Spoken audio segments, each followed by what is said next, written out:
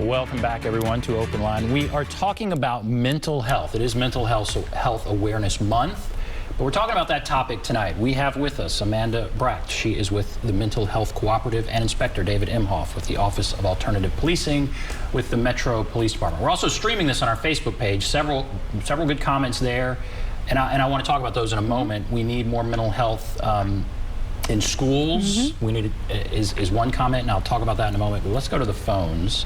Let's go to Sue Ellen. Hello, Sue Ellen. Hey, y'all.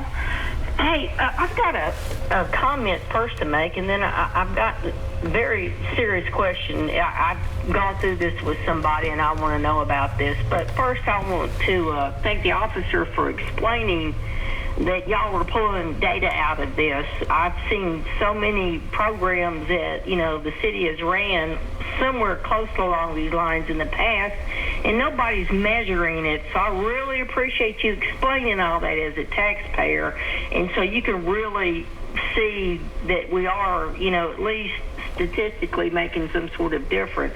Now, here's my question, and this I'll address to both of you, the counselor and the police officer. This concerns mainly, I think, senior citizens, but it could be applicable to homeless people, especially since you don't have access to a lot of water maybe, or you're kind of ill, or you're living in a stressful situation, and as you get older, you kind of live a little stressful, your body does. But when you become dehydrated, or you have a bladder infection. Now, this is how it was explained to me after I had to call a congressman's office to get an answer to this on my friend, that here in the state of Tennessee, if you're unconscious any amount of time, it can only has to be a couple of minutes. And if the ambulance takes you in, or you can't refuse an ambulance anymore. You might have been wandering around the yard, and one of the neighbors said, this guy's acting kooky, and so the police show up with an ambulance. And if you are unconscious, just momentarily, you might have passed out from a bladder infection or being dehydrated. In the state of Tennessee, any emergency room doctor can declare that person incompetent and put them under the state's care. Now, earlier, madam, you said something about people who are severely mentally ill, that you kind of like diagnose them out in the field enough to put them in a hospital facility. Does that law kick in on them? Because I had a friend that had a septic bladder infection, and they did this to him all the time. And VA would say there is nothing wrong with this man, and he would go through 2 months, 30 days out at Centennial, and then he had to do a 30-day stint at VA, and they evaluated him and got his bladder infection straightened out. But he ended up in the end, they acted like they were tired of him, and they ended up in the end locking this man away and taking away his rights in the Alzheimer's ward. All right, well, let's talk about that. I want to know, how are you handling people like that? And are they going to be automatically put under conservatorship by state law? And I'll take your response offline. Thank you, Sue Ellen. All right, what about that? I think she's asking it to both of you. Well, I think first and foremost, she's bringing up a very important point, is that when somebody's having a medical issue, it can sometimes mimic a serious psychiatric issue.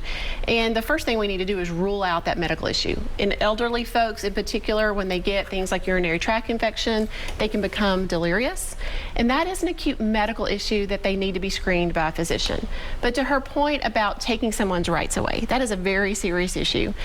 In Tennessee, we can do it's called a certificate of need. A mental health clinician like myself or a physician can assess someone, determine that we believe, based on our assessment, that they're presenting a danger to themselves or others based on a mental illness.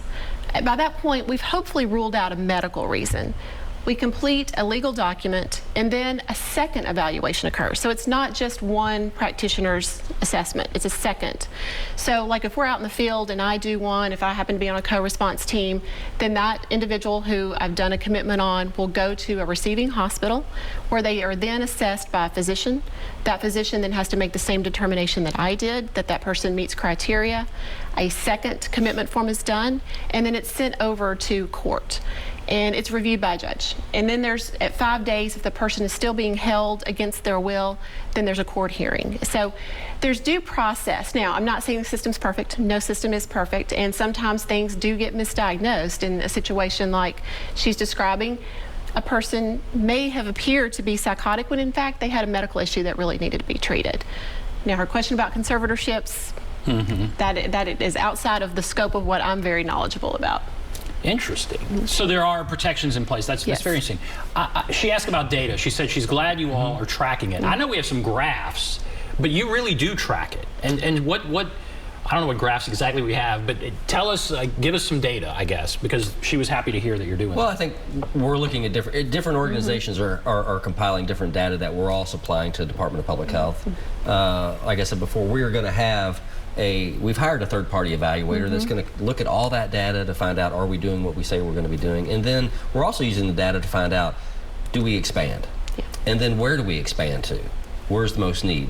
So, for instance, Director Steve Martini with the Department of Emergency Communications, when we brought him in and his team in to be part of the working group, one of the things is we knew we were going to have to triage these calls. And one of the great things him and his team did is find out what are the most, because people don't call in to say, this person's experiencing a mental health crisis. I mean, sometimes they might, but typically it's like, hey, there's a person over here trespassing in my yard. There's an indecent exposure call. It's a disorderly conduct call, things of that nature. So that's kind of how they present themselves on their face. So Director Martini did a great job of talking to emergency communication centers across the country that had co-response and find out what is the most common types of calls that are mental health, that are masked or present themselves in a different way. Found out what those were, and then came up with a whole new call triage system. So when we have those types of calls, there's going to be an additional set of questions to ask to find out, is this appropriate for a partners in care response? And they're also tracking those in the precincts that we're not in to find out if we had a partners in care unit to respond, how many of those calls would we have had to determine where we should expand to next. And we have data on the Q3 snapshot. So maybe walk us through that. Well, that's kind of tough to see. What do you know what that says or not? Well, basically what these snapshots are showing, it's showing how many calls we had in Hermitage compared to how many calls we had in North Precinct. Okay. They're going to break down the demographics of the consumers that we're serving. They're going to break down how many of those consumers might have gone to jail, might have been hospitalized, might have been referred to resources. It's several different data points. It's a lot of data. How many are housed? How many are unhoused? And that's a big question we had. People just assume that the majority of the consumers that we're working with are unhoused. And the fact of the matter is, I think, I can't see the graph myself, but I think it's about 68% are housed. Yeah. So the vast majority of people that our program is touching and dealing with are the housed population. Let's go back to the phones. Let's go to Regina. Hello, Regina. Yes, good evening. I just want to comment on the state of mental illness in this country. It's obviously extremely bad in terms of treatment. And Ms. Bracht, she made a point earlier by saying that in their experience, they find that many people they come across have untreated mental illness. And I can relate to that because I have suffered from depression and PTSD for over a decade. And and recently, since the pandemic, I've needed to receive treatment. And what I've run into is people who are working with the doctor, like say office support staff, they tend to be unqualified because you have to kind of have a heart to do this. But I have run into people who were resentful that they had to complete insurance forms for you. They will even say that, the doctor is not a disability specialist, which is not true because a psychiatrist is a disability specialist in his field. But when you run into this kind of cynical type behavior, that can dissuade people from seeking health care. And maybe that's what happened with some of the people Ms. Bracht ran into, and the officer perhaps, is that they tried, but they were criticized, they were put away, and they just decided, hey, this isn't even worth it. And I hope that what you guys are doing, perhaps you can take it statewide, maybe, and so that maybe you can help recruit more people who are qualified to actually support. Okay, let's talk about that. I appreciate you bringing that up. What do you think about what she's saying there? Well, I think she's bringing an excellent point, is that sometimes it is hard to get treatment, and that to work in the field of mental health, you have to have a passion for it. And we've got a workforce shortage that's going on, not just in Tennessee, but across the country, of people who want to go into this line of work, because there's a toll. There's an emotional toll on the people who are doing it. What I would say, what I would advise, I believe, Regina, is to get connected with NAMI, the National Alliance for the Mentally Ill. They have some great resources on how to advocate for yourself appropriately when you hit some of those barriers. And they also have some really good support groups to help people navigate what is often a complex system. It's very difficult for someone to reach for help and then get those barriers, or be told, yes, we see that you need help, but we can't get you in for 90 days or 120 days, which unfortunately is not uncommon when you're looking at getting mental health treatment. And that's something we have to improve. I do think programs like this and other programs that are coming online will help improve that, but we are also going to have to address the workforce shortage. That's interesting. She asked about taking it statewide. You're obviously Metro Police. You're focused here in Metro Davidson County. Is it in other parts of the state? And what about that possibility that she's talking about? Well, I think this first of all, we're not the first city to start this program. There are several cities. We modeled our program after Denver. Okay, and they've been around for 3-4 years already doing the co-response, and now they've even gone into other forms of helping folks in the city of Denver through their STAR program, their case management program. But I think you're seeing more momentum in this area.